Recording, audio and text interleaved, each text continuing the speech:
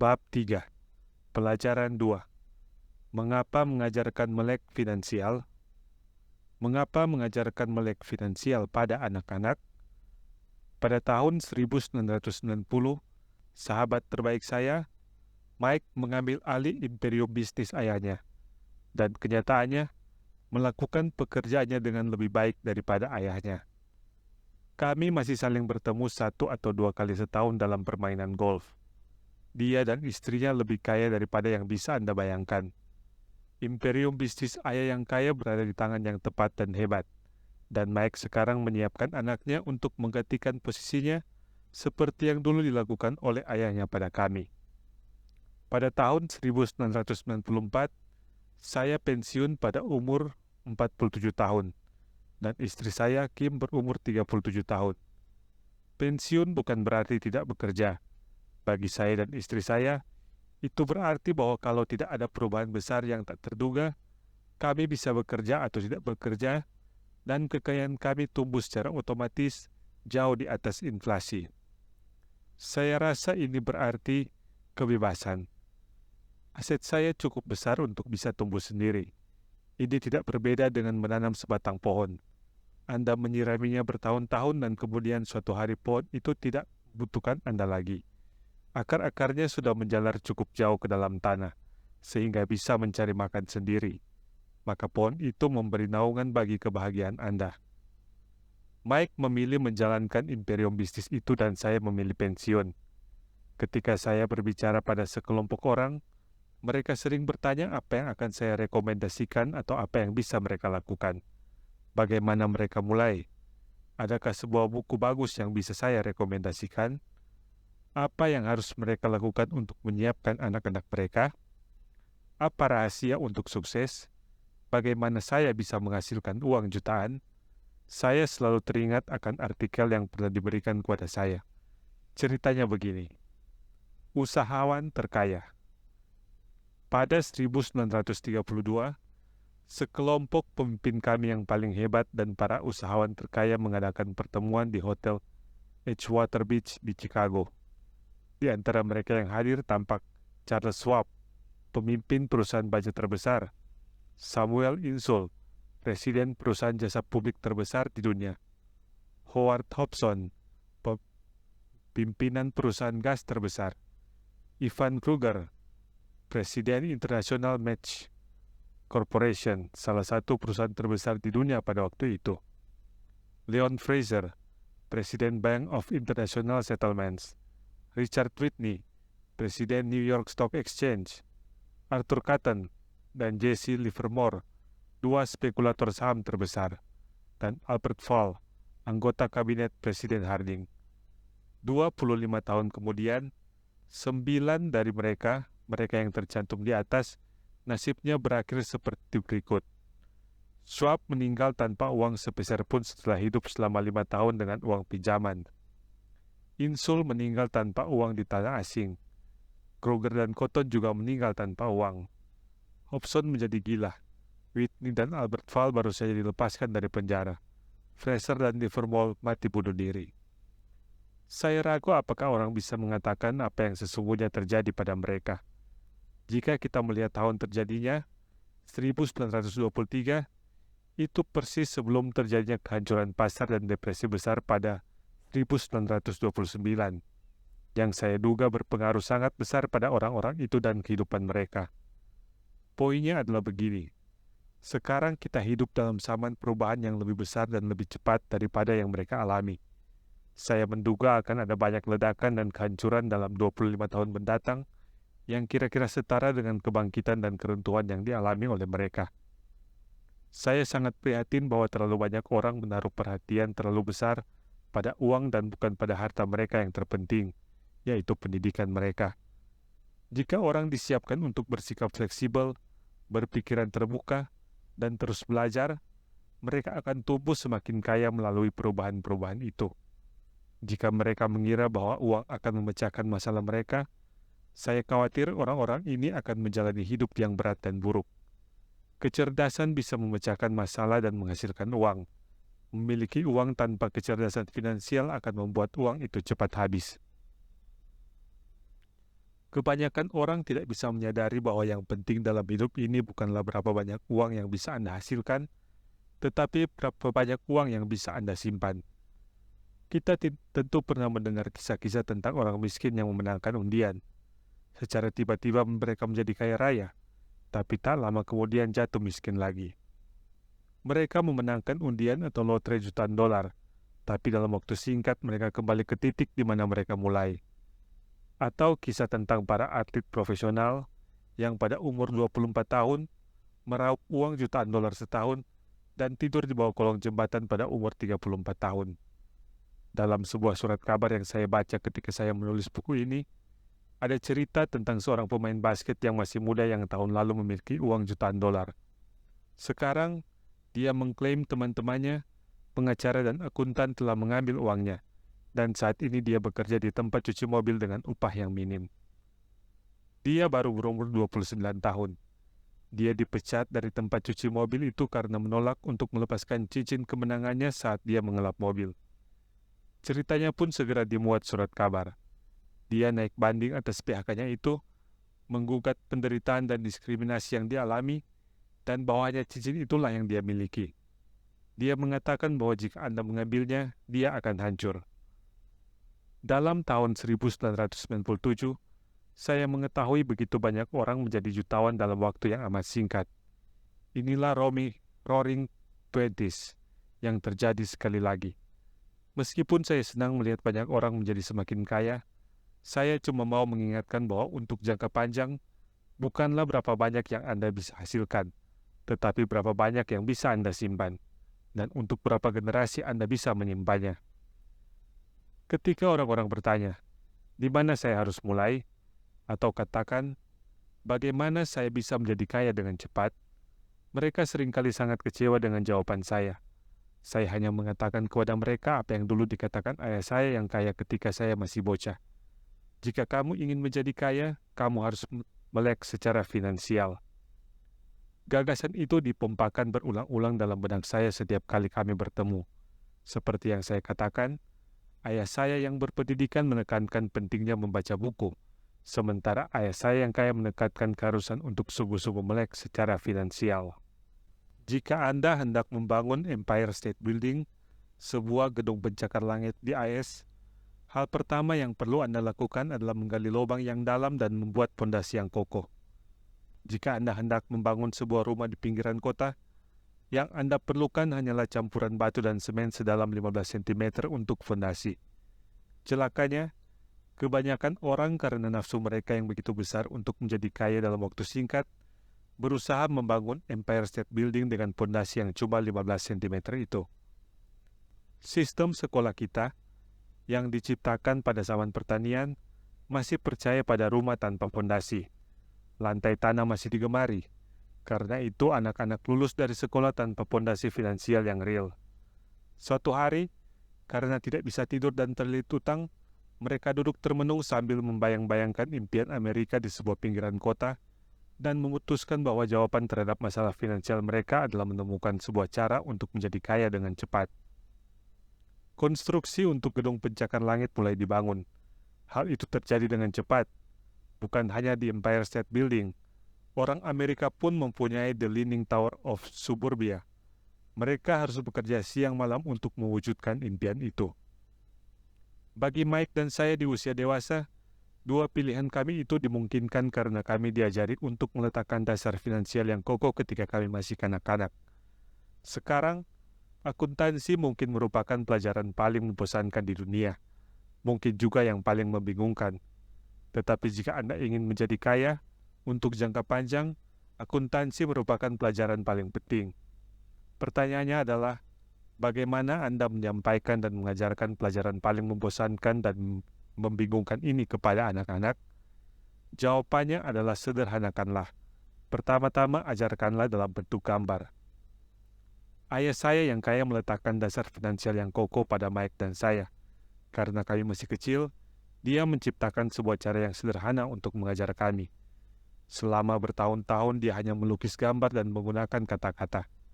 Mike dan saya memahami gambaran-gambaran yang sederhana, jargon, pergerakan uang, dan kemudian pada tahun-tahun berikutnya, ayah saya yang kaya mulai menambahkan angka-angka. Sekarang, Mike telah menguasai analisis akuntansi yang lebih kompleks dan canggih karena dia memang harus menguasainya. Dia mempunyai imperium bisnis yang bernilai jutaan dolar. Sedangkan saya tidaklah terlalu canggih karena imperium bisnis saya lebih kecil, meskipun kami berasal dari pondasi sederhana yang sama. Dalam halaman-halaman berikut, saya menawarkan kepada Anda gambar-gambar garis sederhana yang sama yang diciptakan ayah Mike untuk kami berdua. Meskipun sederhana, gambar-gambar ini membantu membimbing dua anak kecil dalam membangun sejumlah besar kekayaan di atas pondasi yang solid dan dalam. Aturan pertama.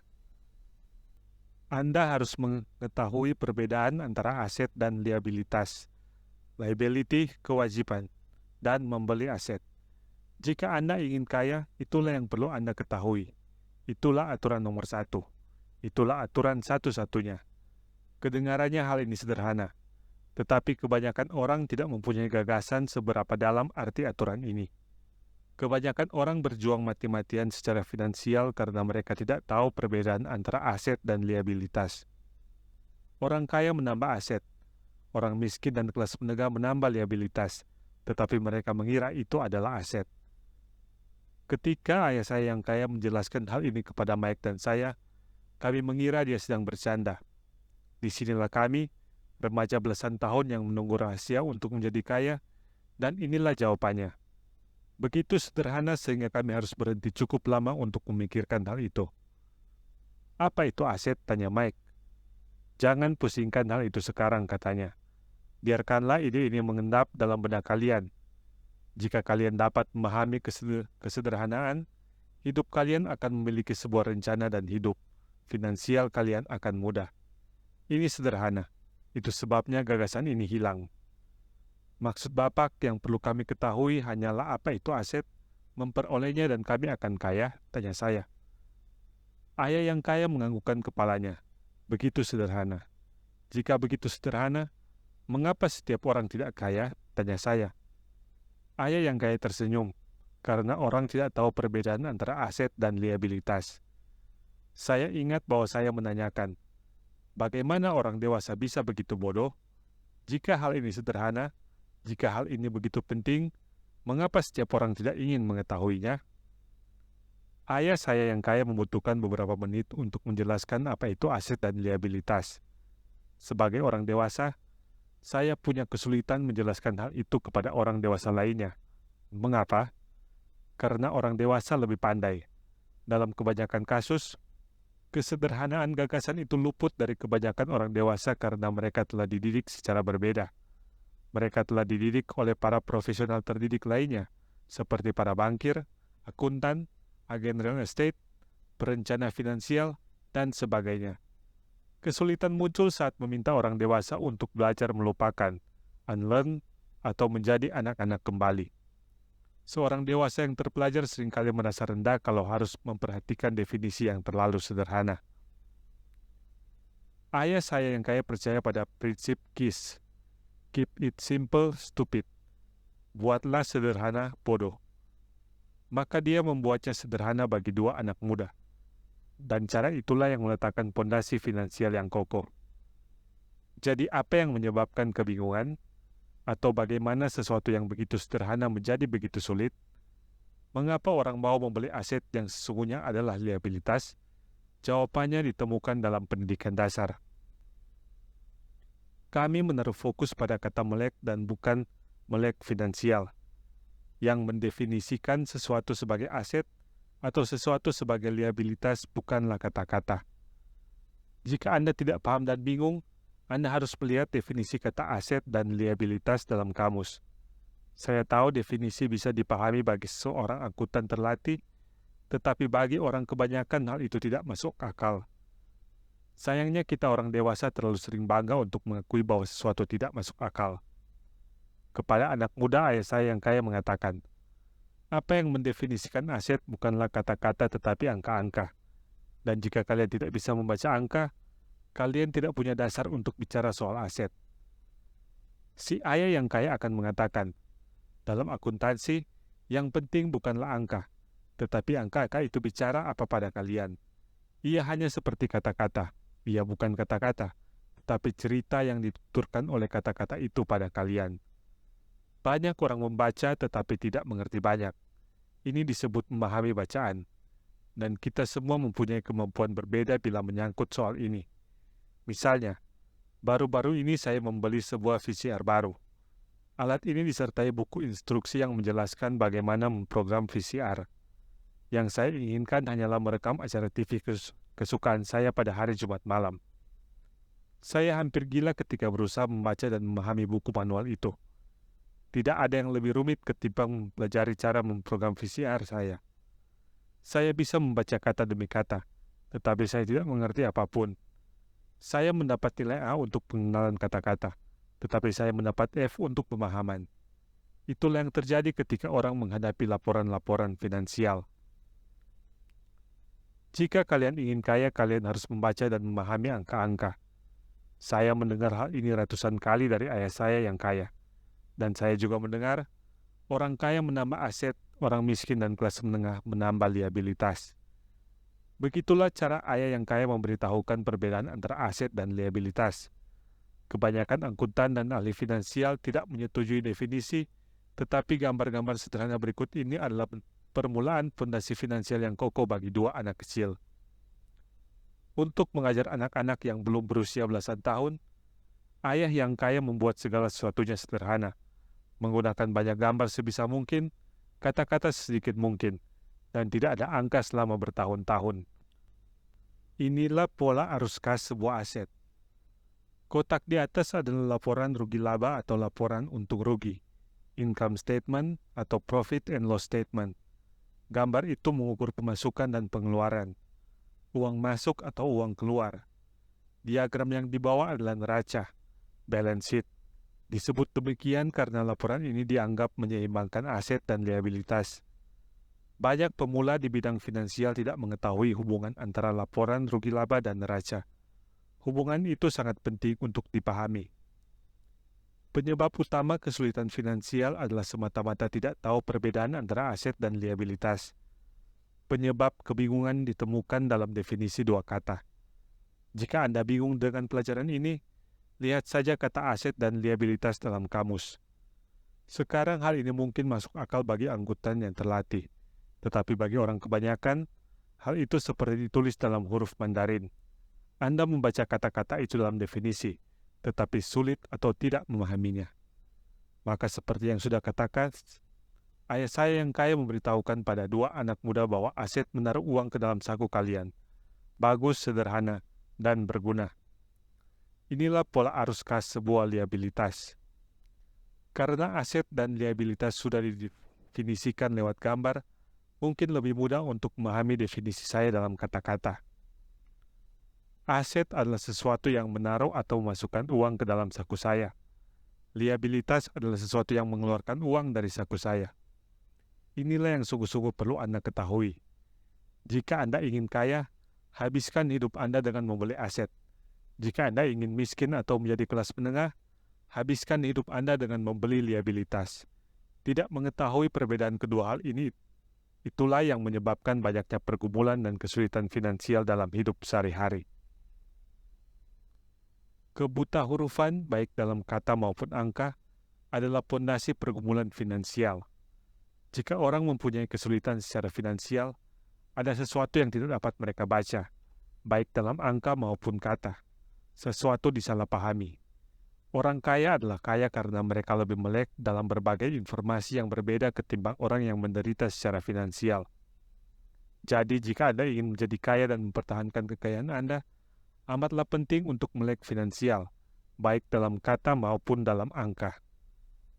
Panah dalam diagram itu menunjukkan arus kas atau cash flow. Angka-angka saja sesungguhnya kecil, artinya, seperti halnya kata-kata. Ceritanya lah yang diperhitungkan. Dalam laporan finansial, membaca angka berarti mencari alur cerita.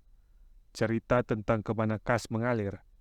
Dalam 80% kebanyakan keluarga, cerita finansial adalah sebuah cerita kerja keras dan jeripaya dalam usaha untuk maju. Bukan karena mereka tidak menghasilkan uang, tetapi karena mereka menghabiskan hidup mereka untuk membeli liabilitas dan bukan aset. Sebagai contoh, inilah pola arus kas orang miskin atau orang muda yang masih tinggal di rumah. Semua diagram itu jelas terlalu disederhanakan.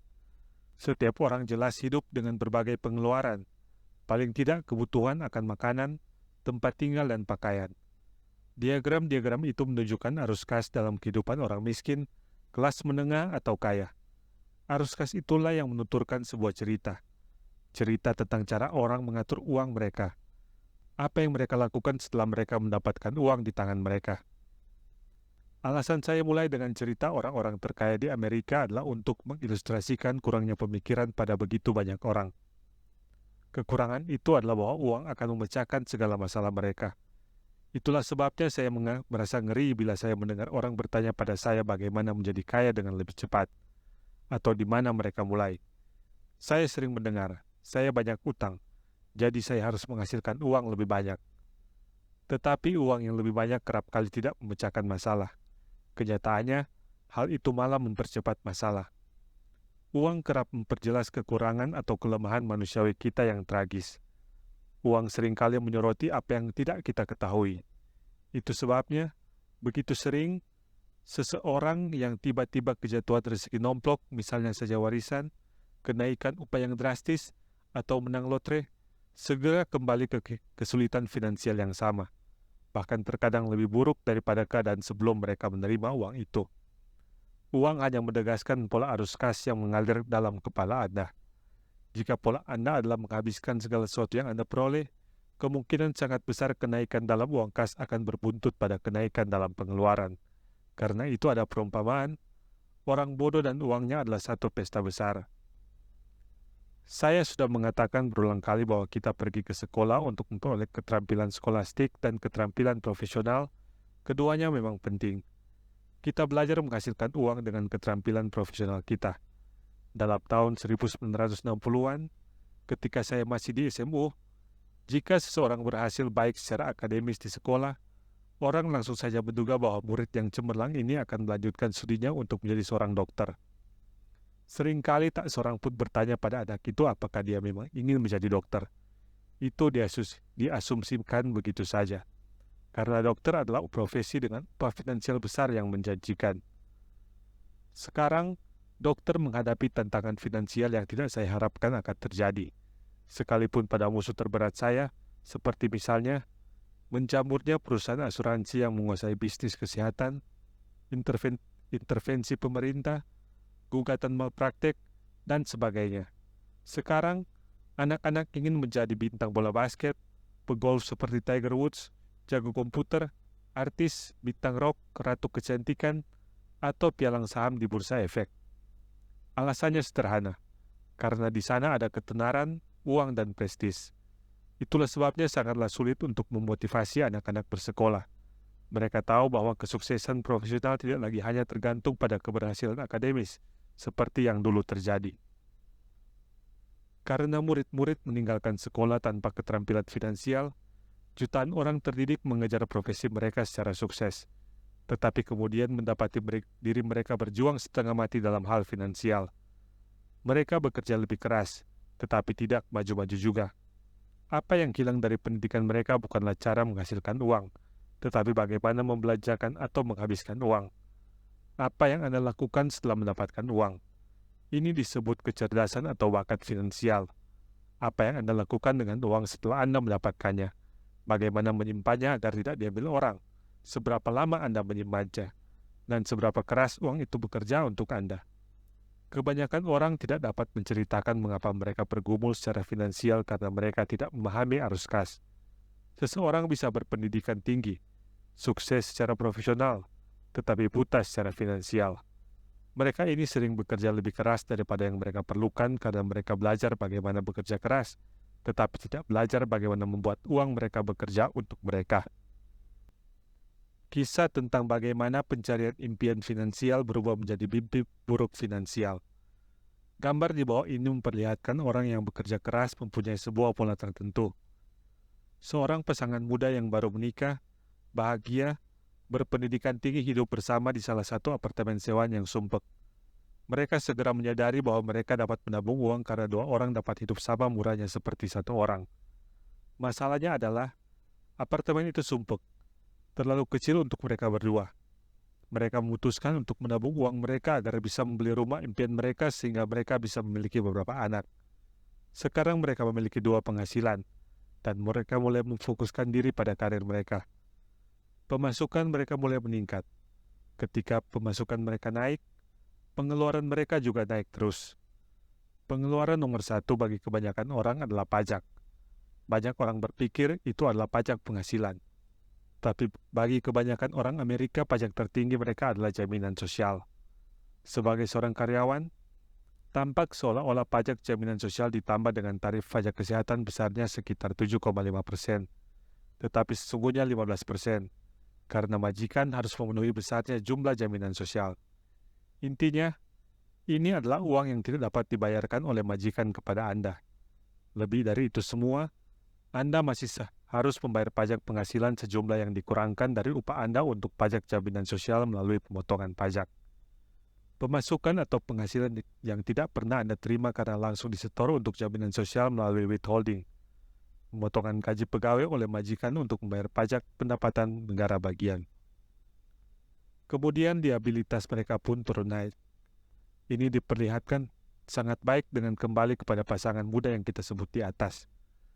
Karena pemasukan dan penghasilan mereka naik, mereka memutuskan untuk pindah dan membeli rumah impian mereka.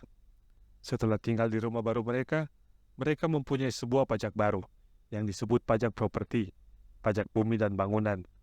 Kemudian mereka membeli sebuah mobil baru, furnitur baru, peralatan baru yang sesuai dengan rumah baru mereka. Semuanya terjadi dalam sekejap. Mereka terjaga dan kolom liabilitas mereka penuh dengan utang kredit rumah dan utang kartu kredit. Mereka sekarang terjebak dalam perlombaan tikus. Anak yang mereka harapkan pun lahir sudah. Mereka bekerja lebih keras lagi. Proses itu pun terulang dengan sendirinya. Uang lebih banyak dan pajak lebih tinggi. Itulah yang disebut bracket creep. Pajak yang lebih tinggi bila dikombinasi dengan dampak inflasi bisa berarti penurunan dalam penghasilan. Kartu kredit tiba di kotak surat. Mereka menggunakannya. Kredit pun melewati batas. Perusahaan peminjaman menelpon dan mengatakan aset terbesar mereka, yaitu rumah mereka, sudah ditaksir nilainya. Perusahaan itu menawarkan sebuah pinjaman, bill consolidation, peminjaman sejumlah uang untuk melunasi rekening sebelumnya yang sudah harus dibayar. Karena kredit mereka begitu bagus, dan memberitahu mereka hal cerdik yang bisa dilakukan adalah menghapus utang konsumen yang berbunga tinggi dengan melunasi kartu kredit mereka. Dan di samping itu, bunga atas rumah mereka adalah sebuah potongan pajak. Mereka tertarik pada tawaran itu dan melunasi kartu kredit yang berbunga tinggi itu dengan pinjaman baru. Mereka menghirup napas lega. Kartu kredit mereka sudah dilunasi. Utang mereka ditutup dengan hipotek rumah. Cicilan mereka turun karena mereka memperpanjang utang mereka sampai 30 tahun lebih. Ini adalah hal cerdik untuk dilakukan. Tetangga mereka menelpon dan mengundang mereka untuk berbelanja. Maklum, obral besar menjelang hari raya sedang digelar di sebuah toko dan mal. Sebuah kesempatan untuk menghemat uang, karena harga jelas lebih murah. Mereka berkata dalam hati, saya tidak akan membeli apapun. Saya akan melihat-lihat saja. Tetapi bila kebetulan mereka menemukan sesuatu, mereka pun akan mengeluarkan kartu kredit mereka dari dompet. Saya bertemu pasangan muda seperti ini sepanjang waktu. Hanya saja nama-nama mereka berbeda. Tetapi masalah finansial mereka tetap sama. Mereka datang ke salah satu seminar saya untuk mendengarkan apa yang harus saya katakan. Mereka bertanya pada saya, bisakah Anda mengatakan pada kami bagaimana caranya menghasilkan uang lebih banyak? Kebiasaan mereka menghabiskan atau membelanjakan uang telah membuat mereka mencari uang yang lebih banyak. Mereka bahkan tidak tahu bahwa masalah sesungguhnya adalah bagaimana mereka memilih membelanjakan uang yang memang mereka miliki, dan itulah penyebab real dari pergumulan finansial mereka. Ini disebabkan oleh kebutaan finansial dan tidak memahami perbedaan antara aset dan liabilitas. Uang yang lebih banyak tidak selalu menyelesaikan masalah uang yang dialami seseorang. Intelijensilah yang memecahkan masalah. Ada perumpamaan yang dikatakan oleh seorang teman saya berulang kali kepada mereka yang berutang. Jika kamu mendapati dirimu dalam sebuah lubang, berhentilah menggali. Sewaktu saya masih kecil, ayah saya sering memberitahu kami bahwa orang Jepang sangat waspada dengan 3 kekuatan. Kekuatan pedang, permata, dan cermin. Pedang melambangkan kekuatan senjata. Amerika telah menghabiskan triliunan dolar untuk senjata, dan karena itu merupakan kekuatan militer tertinggi di dunia. Permata melambangkan kekuatan uang. Ada berapa tingkat kebenaran terhadap perkataan, ingatlah kaidah emas. Siapa yang memiliki emas membuat aturan. Cermin melambangkan kekuatan pengetahuan diri. Pengetahuan diri menurut legenda orang Jepang adalah harta yang paling berharga dari ketiga hal itu. Orang miskin dan kelas menengah hampir selalu membiarkan kekuatan uang menguasai mereka. Hanya dengan bangun pagi dan bekerja lebih keras, tanpa menanyakan pada diri mereka apakah yang mereka lakukan itu masuk akal, mereka sama saja dengan menembak kaki mereka sendiri ketika mereka berangkat bekerja setiap pagi. Dengan tidak sepenuhnya memahami uang, begitu banyak orang membiarkan kekuatan uang yang menyilaukan itu menguasai diri mereka. Kekuatan uang digunakan untuk melawan mereka. Jika mereka menggunakan kekuatan cermin, mereka akan bertanya dalam hati, apakah ini masuk akal? Terlalu sering, alih-alih mempercayai kebijaksanaan batin mereka, sang jenius di dalam diri mereka, kebanyakan orang menyetujui dan mengikuti arus massa. Mereka melakukan sesuatu karena semua orang melakukannya. Mereka menyesuaikan diri ketimbang mempertanyakan. Seringkali, tanpa pilar panjang mereka mengulangi apa yang telah dikatakan kepada mereka. Gagasan-gagasan seperti membuat variasi atau rumahmu adalah sebuah aset, rumahmu adalah investasimu yang terbesar, carilah pekerjaan yang aman dan menjamin, jangan membuat kesalahan, jangan mengambil risiko. Dikatakan bahwa rasa takut berbicara di depan umum adalah rasa takut yang lebih besar daripada kematian bagi banyak orang. Menurut psikiatris, ketakutan berbicara di depan umum timbul karena rasa takut diasingkan oleh masyarakat, takut menonjol, takut dikritik, takut ditertawakan, takut menjadi orang buangan. Takut menjadi berbeda menghalangi banyak orang untuk melihat cara-cara baru untuk memecahkan masalah mereka. Itu sebabnya ayah saya yang berpendidikan mengatakan bahwa orang Jepang paling menghargai kekuatan cermin. Karena hanya ketika kita sebagai manusia memandang ke dalam cerminlah, kita sungguh-sungguh menemukan kebenaran. Dan alasan utama mengapa kebanyakan orang mengatakan, mainkanlah hal itu dengan aman, adalah karena adanya ketakutan itu.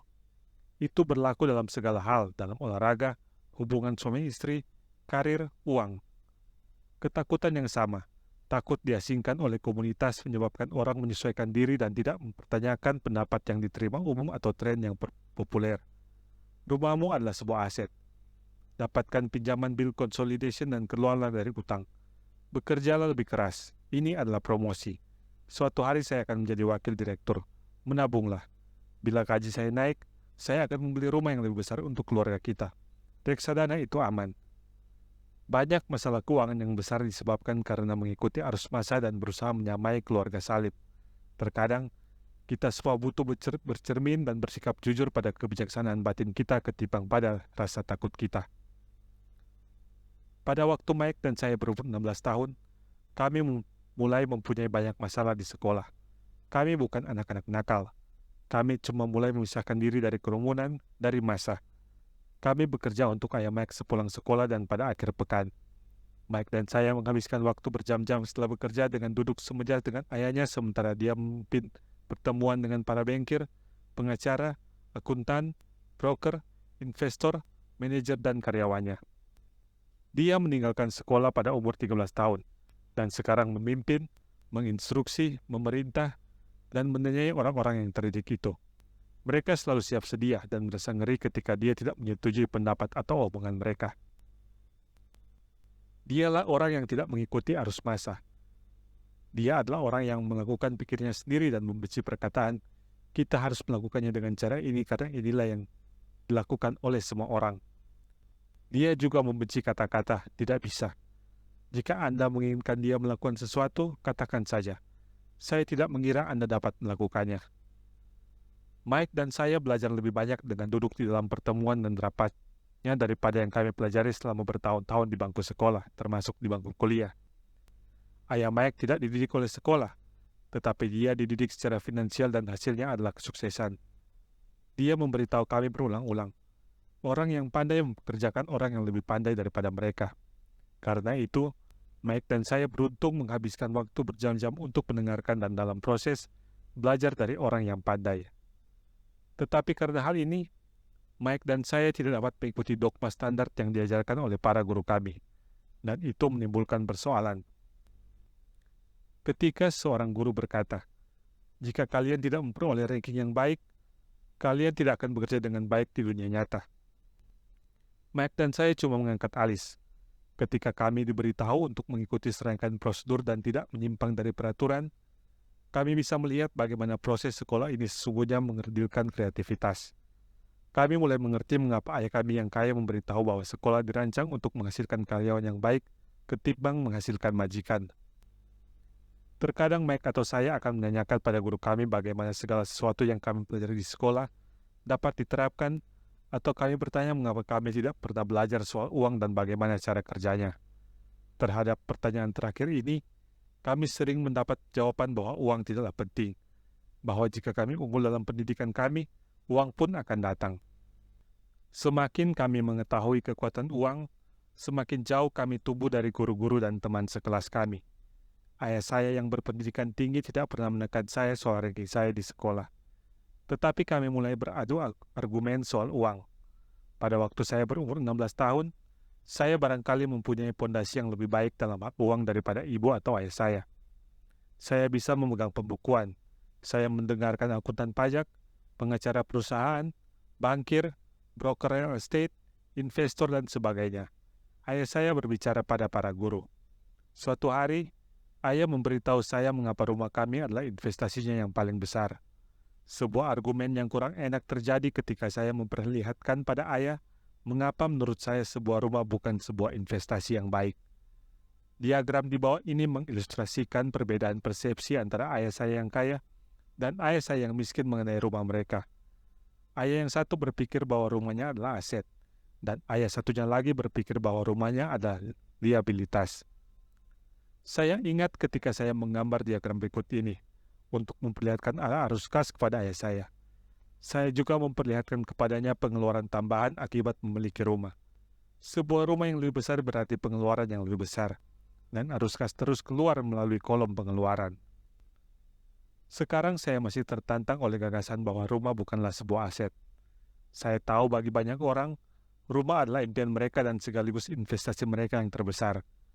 Dan memiliki rumah Anda sendiri memang lebih baik daripada tidak memiliki apapun. Saya hanya menawarkan sebuah cara alternatif untuk melihat dogma yang populer ini. Saya dan istri saya jelas akan menyukai rumah yang lebih besar dan mewah untuk membuat keluarga saling berkesan. Tetapi kita tahu bahwa rumah bukanlah aset. Ini adalah liabilitas, karena ia menguras uang dari suku kita. Maka inilah argumen yang saya kemukakan. Saya memang tidak berharap bahwa banyak orang akan menyetujui karena sebuah rumah yang indah adalah masalah emosional. Dan kalau ini menyangkut uang, emosi yang tinggi cenderung menurunkan intelijensi finansial. Saya tahu dari pengalaman pribadi bahwa uang mempunyai sebuah cara untuk membuat setiap keputusan bersifat emosional. 1.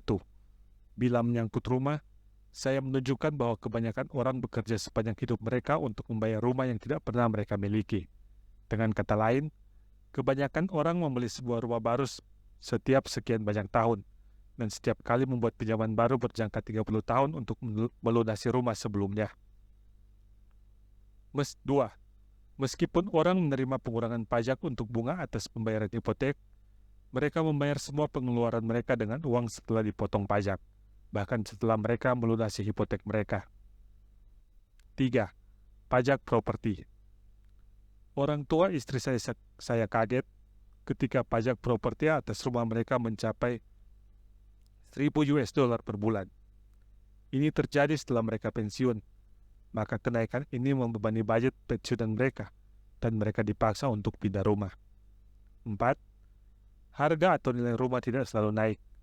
Dalam tahun 1997, saya masih memiliki teman-teman yang memiliki uang jutaan dolar untuk membeli rumah, yang kalau dijual sekarang hanya bernilai $700,000. 5. Kehilangan atau kerugian terbesar dari semuanya adalah hilangnya kesempatan.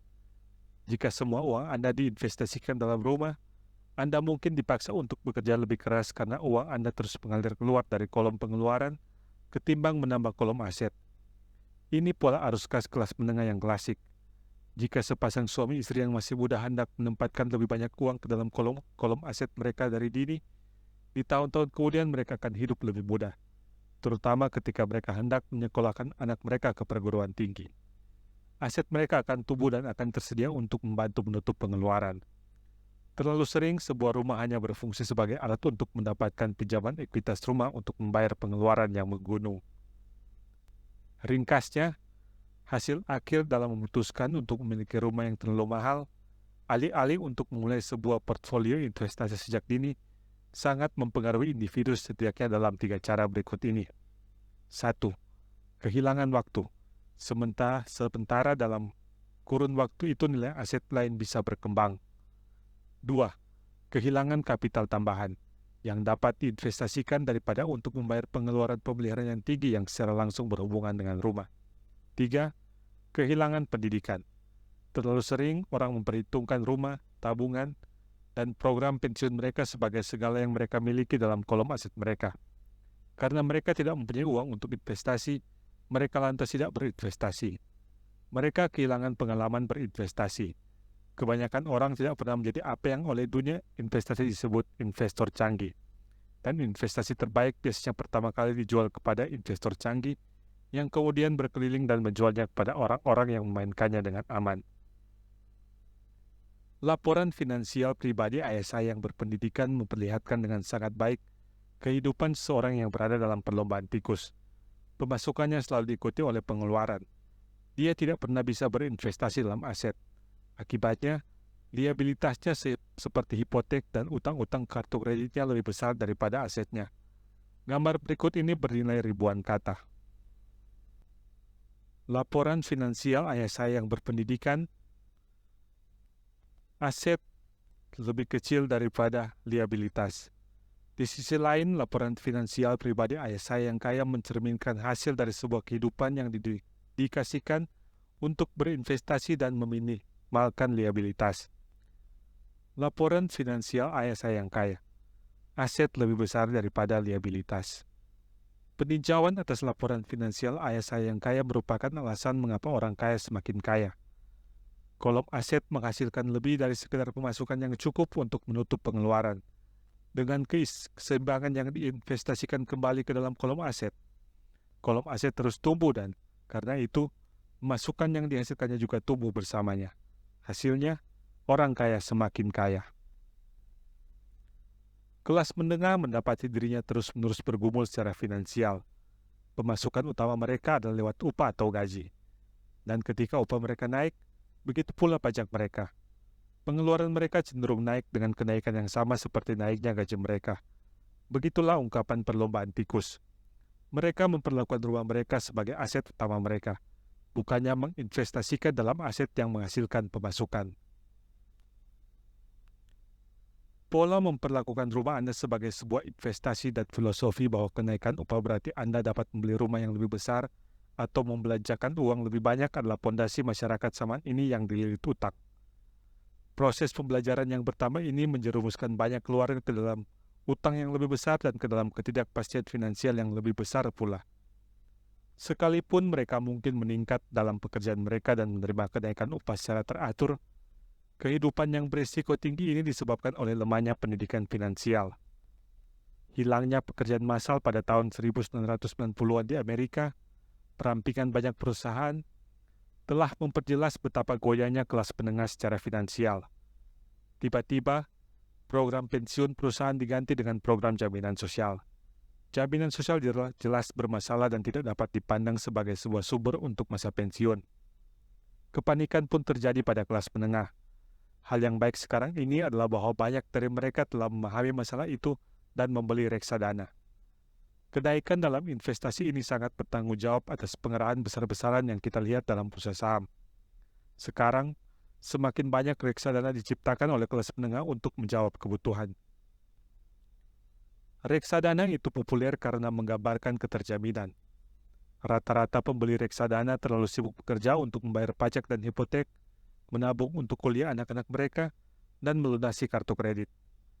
Mereka tidak mempunyai waktu untuk belajar bagaimana berinvestasi, maka mereka mengandalkan keahlian manajer reksadana.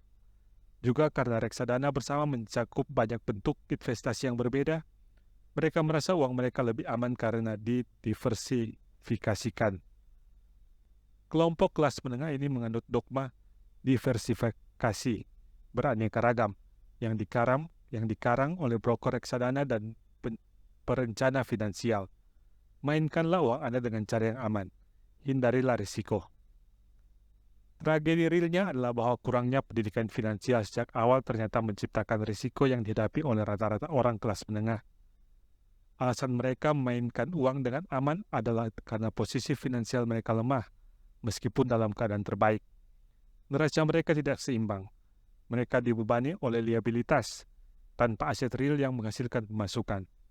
Secara tipikal, satu-satunya sumber penghasilan mereka adalah gaji mereka. Kehidupan mereka menjadi sepenuhnya tergantung pada majikan mereka. Maka, ketika transaksi seumur hidup yang sesungguhnya terjadi, orang-orang yang sama itu tidak dapat mengambil keuntungan dari peluang itu. Mereka harus bermain dengan aman, hanya karena mereka bekerja begitu keras, dikenai pajak yang sangat tinggi, dan dibebani dengan utang. Seperti telah saya katakan pada awal bagian ini, aturan yang paling penting adalah mengetahui perbedaan antara aset dan liabilitas. Setelah Anda memahami perbedaan itu, pusatkanlah segala usaha Anda hanya untuk membeli aset yang menghasilkan pemasukan. Itulah cara terbaik untuk mulai perjalanan menjadi kaya. Teruslah melakukan hal itu, dan kolom aset Anda akan berkembang. Berfokuslah untuk menjaga liabilitas dan pengeluaran akan turun. Cara itu akan mendatangkan lebih banyak uang yang akan terus-menerus mengisi kolom aset. Dan segera, dasar aset akan menjadi sangat dalam sehingga Anda mampu melihat investasi lain yang lebih spekulatif. Investasi yang bisa memberikan hasil 100% sampai tak terbatas. Investasi yang 5.000 US dollar segera berubah menjadi 1 juta US dollar atau lebih. Investasi oleh kelas menengah disebut terlalu riskan. Investasi tidaklah riskan atau berbahaya. Kurangnya kecerdasan finansial yang sederhana, mulai dari melek finansial, itulah yang menyebabkan individu merasa hal itu terlalu riskan. Jika Anda melakukan apa yang dilakukan oleh kebanyakan orang, maka akan mendapat gambar berikut ini. Sebagai seorang karyawan yang juga seorang pemilik rumah, usaha kerja Anda biasanya adalah seperti berikut. 1. Anda bekerja untuk orang lain. Kebanyakan orang yang bekerja untuk mendapatkan upah membuat si pemilik atau si pemegang saham menjadi kaya. Usaha dan keberhasilan Anda akan membantu memberikan keberhasilan dan pensiun dini bagi si pemilik. 2. Anda bekerja untuk pemerintah. Pemerintah mengambil bagiannya dari upah Anda, bahkan sebelum Anda melihatnya, lewat pemotongan pajak penghasilan. Dengan bekerja lebih keras, Anda hanya akan menaikkan jumlah pajak yang diambil oleh pemerintah. Kalau dihitung-hitung, orang bekerja dari Januari sampai Mei hanya untuk pemerintah. 3. Anda bekerja untuk bank. Setelah pajak, pengeluaran terbesar Anda berikutnya biasanya adalah hipotek atau cicilan kredit rumah dan kartu kredit Anda. Yang jadi masalah dengan bekerja lebih keras saja adalah bahwa masing-masing dari ketiga level itu mengambil bagian yang lebih besar dari usaha Anda yang meningkat. Anda perlu belajar bagaimana agar peningkatan usaha Anda itu langsung menguntungkan Anda dan keluarga Anda.